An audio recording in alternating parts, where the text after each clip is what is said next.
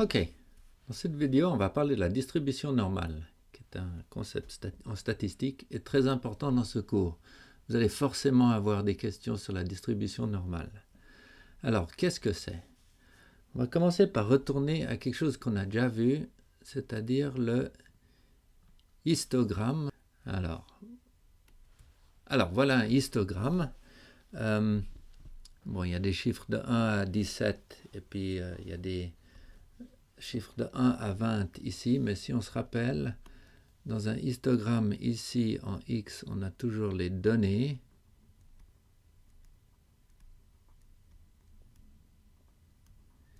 Et en vertical, on a toujours la fréquence.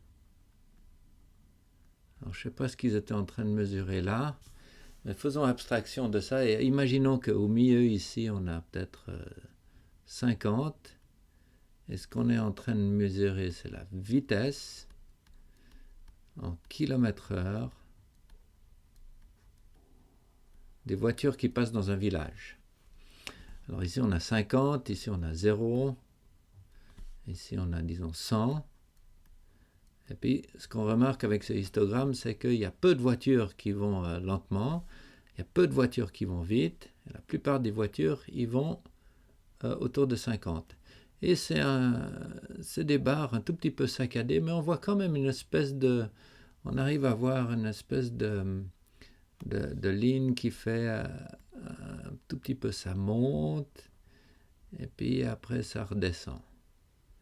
Donc qu'est-ce qui se passe si on... Là, on a fait, disons, tous les 5 km/h. Qu'est-ce qui se passe si on mesure tous les km/h? Voilà, alors là, il y a une autre image. Imaginons que c'est la même chose, c'est la vitesse des voitures et puis la fréquence des voitures, mais on a mesuré tous les kilomètres-heure. Donc ça commence à être un tout petit peu plus smooth. On voit peut-être un tout petit peu mieux. Qu'est-ce qui se passe si on imagine qu'on mesure tous les dixièmes de kilomètre-heure, puis après tous les centièmes de kilomètre-heure, et de plus en plus fin, et puis de plus en plus nombreux, si on mesurait vraiment beaucoup de voitures. Alors ce qui se passerait, c'est qu'on aurait finalement une image qui a l'air comme ceci. Je vais vous le montrer. Voilà.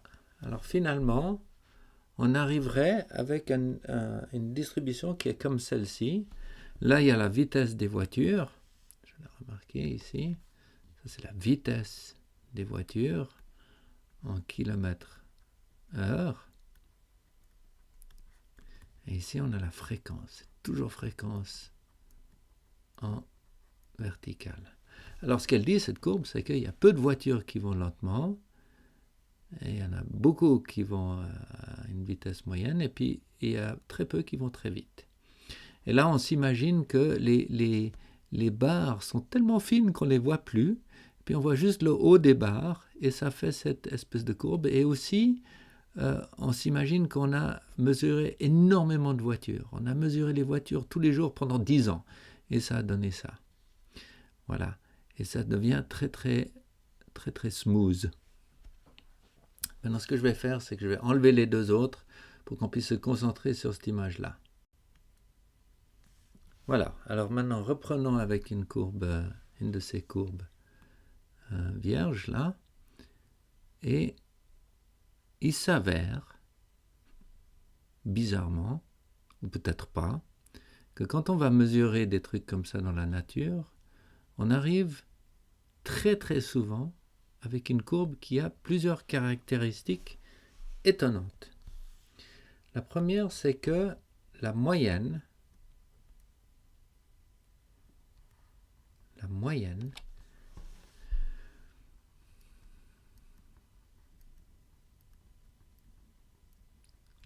qu'on appelle en maths par la lettre grecque mu, la moyenne est aussi celle qui est la plus fréquente. Deuxième truc, il s'avère que cette courbe, elle est symétrique.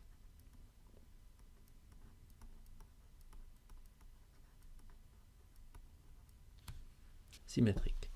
Ensuite, on revient à une idée qu'on avait déjà vue auparavant, c'est l'écart type.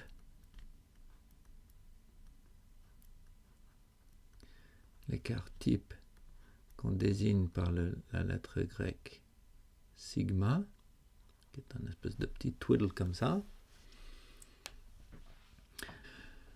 Maintenant, dans notre exemple, imaginons qu'on a un écart type, on va prendre un exemple de 5. Et maintenant, je vais prendre ma moyenne et je vais rajouter un écart type. La moyenne plus un écart type.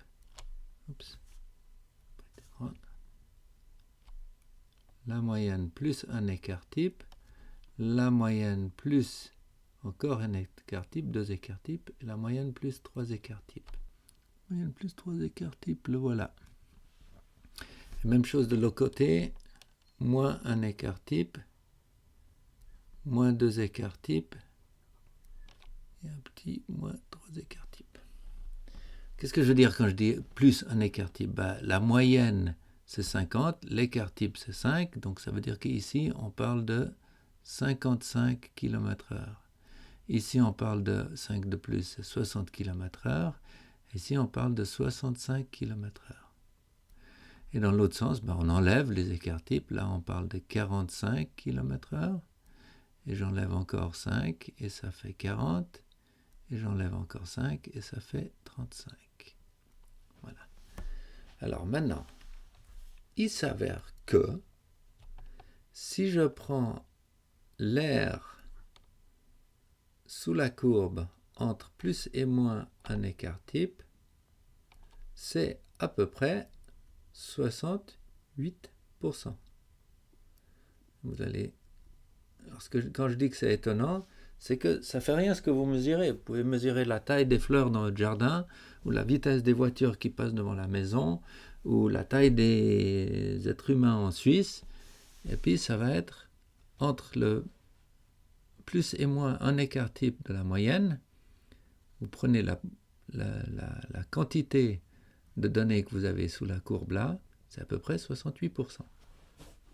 Si vous allez au deuxième écart type, si on dit quel est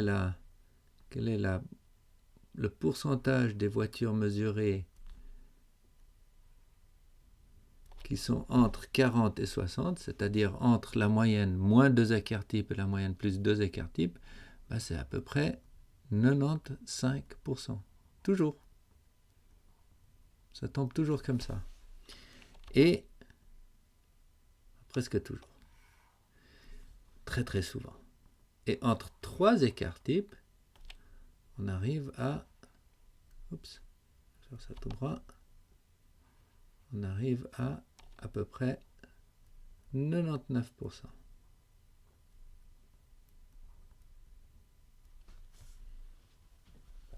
Ce qui veut dire que ce qui reste après 3 écarts types des deux côtés, il reste en tout 1%, c'est-à-dire il reste un demi%, 0,5%, c'est pas beaucoup, de chaque côté. 0,5% de chaque côté. Donc voilà encore, si j'ai 68% de toutes les données mesurées qui sont ici, c'est la même chose que si je demandais, je posais la question, quelle est la probabilité qu'une voiture prise au hasard roule entre 45 et 55 km/h? Eh bien, 65% de toutes les voitures mesurées, 68% de toutes les voitures mesurées sont dans cette zone-là. Puisqu'on a dit que toute la zone, on l'appelle 1, ça veut dire que la probabilité, c'est 0,68.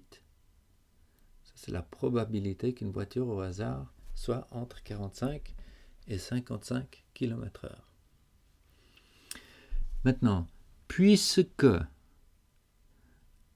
dans la nature, quand on mesure des trucs, ils ont souvent une distribution de fréquence qui a toutes ces caractéristiques, la moyenne au milieu, symétrique, et des quantités entre les écarts types qui sont celles-ci, on appelle ça la distribution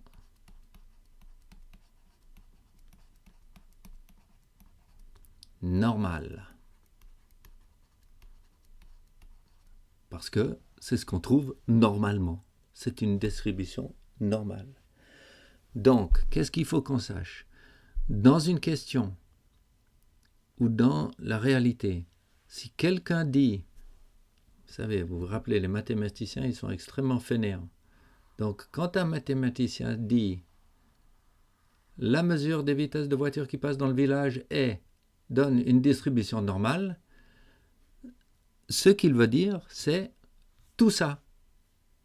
Ça veut dire que la moyenne est aussi la plus fréquente. Ça veut dire que c'est symétrique. Ça veut dire que quand vous prenez l'écart type, une fois des deux côtés, c'est 68 et ainsi de suite.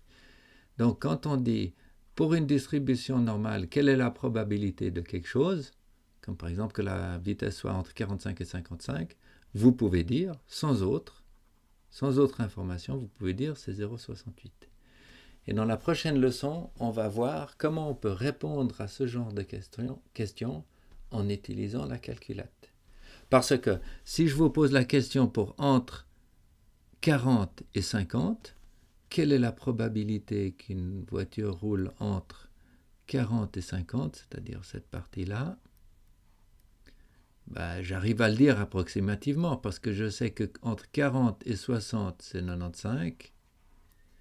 Et je sais que c'est symétrique, donc c'est la moitié.